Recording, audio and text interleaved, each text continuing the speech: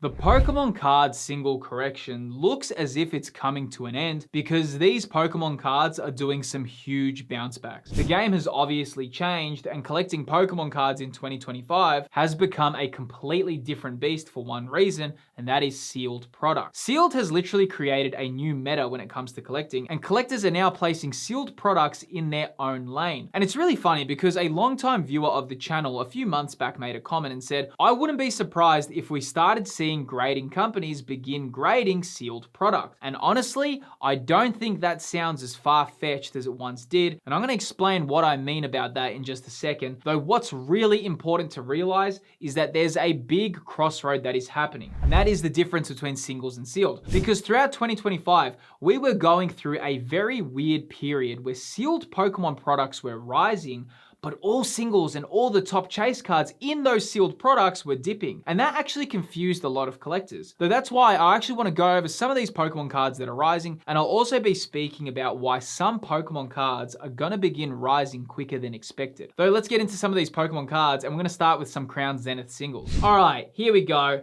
First Crown Zenith card that we need to talk about that is rising, and you can probably see right there on that graph, it is the Pikachu Secret Rare, which honestly has been undervalued probably for longer than expected. I mean, the thing with Crown Zenith is it had wild pull rates, right? It was super easy to pull a lot of the cards. Now, when Crown Zenith came out, this Pikachu was hyped, wildly by the community. But one thing that no one knew was just how easy it was to pull in terms of previous sets. But right now we can see it was selling just a few months back for 12 USD. Right now it's selling for 21 US, which is a pretty good price for this card, especially how awesome the artwork is. It's probably one of the better Pikachu artworks we have out there. I mean, Pikachu gets so many cards. I mean, if you are a Pikachu collector, you'll probably know how hard it is to collect every single version. I mean, it's probably close to impossible. But I mean, if you are a Pikachu collector, I think everyone agrees that this artwork is S tier. Though still a pretty solid rise. If we pull this into the year graph, you can see the kind of behavior that this card's had. So right around last year, this card went all the way up again to 21 US, and then look at that, it just dropped down to 12 USD and then back up to $21. Right now it's approaching the highest point it's been in the market for the last year. And I imagine with how expensive Crown Zenith is becoming, that there is a chance that this card will eventually even surpass this previous high. But then again, we don't know how it works because some people may just look at that and say, now I want the card. But then again, you can also see it did go down to $12 as well when it was on that price before. So we just don't know the way the pendulum will swing. But as I was saying, looking at the Crown Zenith Elite Trainer Box was selling for $156 3 months ago. Right now selling for $187 for one Crown Zenith ETB. Crown Zenith has had a huge increase in price. It is a very in-demand product. And, even back when I started this channel, I spoke so highly of Crown Zenith. To me, it was always one of my favorite sets. I've always been very adamant with my love for Crown Zenith, just because it's a crazy, battle royale artwork kind of theme, amazing artwork. So to me, when I could see last year, I could pick up Crown Zenith for 50 to 60 US, I was thinking, wow, that is such a good price for this ETB. If I pull this into the year graph, you can actually see right there on that snapshot just how consistent Crown Zenith's growth has been. Last year, around this time, just like I said right there, selling for 50 USD for one ETB. It was available, dude.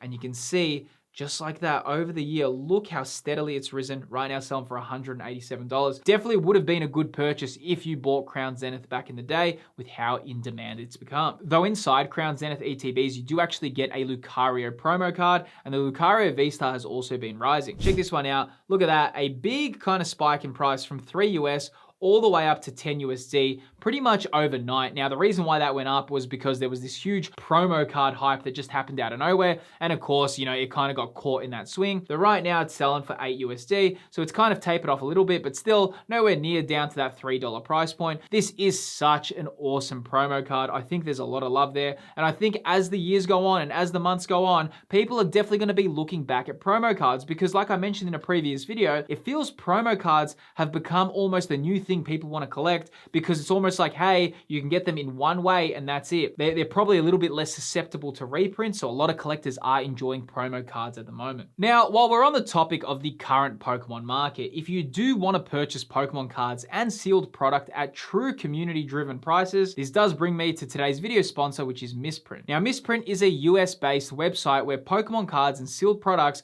are sold by the community. That means card prices naturally follow the actual market. it. So when you're using Misprint, you know you're avoiding inflated markups. Misprint has a ton of cool features, and one of them is allowing sellers to have the option for immediate liquidity. Products on Misprint have a unique sell now feature, which lets users sell a product right away. How this works is that buyers can place offers on current products that they are willing to pay, and if a seller is happy with the offer, they can make the deal right away. Now, if you're at card shows, the app is actually a game changer because you can scan multiple PSA slabs in one photo and it will show you the current market values. Now, if you want to try Misprint out, feel free to use my referral code and you'll get $5 off your first purchase. You can find the details of Misprint in the video's description. A massive shout out to Misprint for supporting the channel. Now let's jump back into the video. Now, moving on to Mew from Paldean Fates, which has just been literally exploding in price in the last few weeks. It's gone from its kind of like recently low price for 2025 all the way up to like a new high in the market. You can see right there in June selling for 292 US, which is still a very expensive card, right? But look at that now, selling for $468. If I pull this into the month graph, right there, clear as daylight, it is just ballooning out of control. People have just woken up and said, you know what? Nah, dude, Bubble Mew, it is hot. We want it. I think a lot of the reason for that is because Paldean Fates had a reprint, and now that's kind of just leaving the market a little bit. People kind of didn't want to over leverage themselves, but now it's very unlikely that we're going to get, a lot of Paldean Fates come back on the market. So a lot of people are really chasing this Mew. If I pull this into the year graph, we can see that the previous high this had in the market was $421. So we can see a new market high has been established. Now moving on to the Charizard from Pokemon 151. Now this card ballooned way out of control. In the last 3 months, the low it had was 180 US. Right now selling for $209. And you know what? A lot of people love Charizard cards. I know that maybe if you've been collecting for a while, some people are a little bit over. A lot of the community calls it Charizard fatigue. So, the real last Charizard chase we had was from Paldean Fates. And honestly, it's kind of approaching 2 years since we've had like a big Charizard card. So I do imagine that there still is a lot of people who love collecting Charizard. You're never going to kind of wipe that away because, the collectors just love it so much. But, right now, considering we haven't had a big Charizard chase card for a while, maybe people are looking back at it, who knows? Now, what's wild is the Celebration set has also been climbing in price. Now, I'm gonna be real with you, Celebrations to me was okay. I don't like the nostalgia bait when it just kind of reprints older cards and gives you new versions. I kind of prefer, if you're gonna do a nostalgia kind of set, to do something like Destined Rivals or Pokemon 151. That's where I think it's really awesome. That's like a new fresh spin with modern energy, okay? Celebrations to me felt a little bit copy and paste. We know that there's nostalgia, we're just gonna print these and everyone's gonna just jump on it because it's got, base set cards and, old school cards. So for that reason, I didn't really love the set. We only got very few exclusive cards within Celebrations. This Mew is one of them. And you can see selling for 29 US, right now selling for 38. So it has had a pretty big spike in price for percentage growth in the last few months. Even going to the Celebrations ETBs, you can see selling for 145 US, right now selling for $262. In the last 3 months alone, a huge amount of value has been added to these, right? Though here's the thing with Celebrations, and this is the way I'm gonna place it, and I'm just gonna use video games as an example, okay? So sometimes video games will do things known as remasters or remakes. Now, remasters are literally when it's just like pretty much an emulated version that they re-release. Like if we're thinking of Final Fantasy VII, the game from 1997, you can also play that now on your PS5 or your Nintendo Switch, and you can play the original 1997 version and it's been remastered, a little bit more polished, but you're still effectively playing the same game. Or you can play the Final Fantasy VII remake, which is completely building the game from ground up in a whole new engine, and it's a whole new game. Celebrations to me felt like the remaster. It literally just felt like copy, paste, copy, paste, copy, paste. Hey, base set Charizard, hey, you're all gonna be loving it. That's probably why still 4 years later, it was selling for $145, though again, there has been a big spike right now. Like I said, we prefer the remakes, like the Pokemon 151 or the Destined Rivals. That's when it really gets that awesome kind of feeling about it because it's been completely built from the ground up. Now, I do think a lot of the hype for Celebrations is because the 30th anniversary is around the corner. I think a lot of collectors are excited for that, so they're looking, hey, wait, what about the 25th anniversary set? Though, to be honest, I think there's much better sets out there than Celebrations. Now, obviously, with these market swings, it's important to stay in the loop, and speaking with the Pokemon community is a great way to stay on top of things, and the easiest way to do that is through my channel's official Discord server. We're approaching 10,000 active members. You can also post your TCG pools along with sharing your collection in the server. The Discord invite is in the video's description. You can also see the Umbreon had a massive spike from 37 US all the way to 74.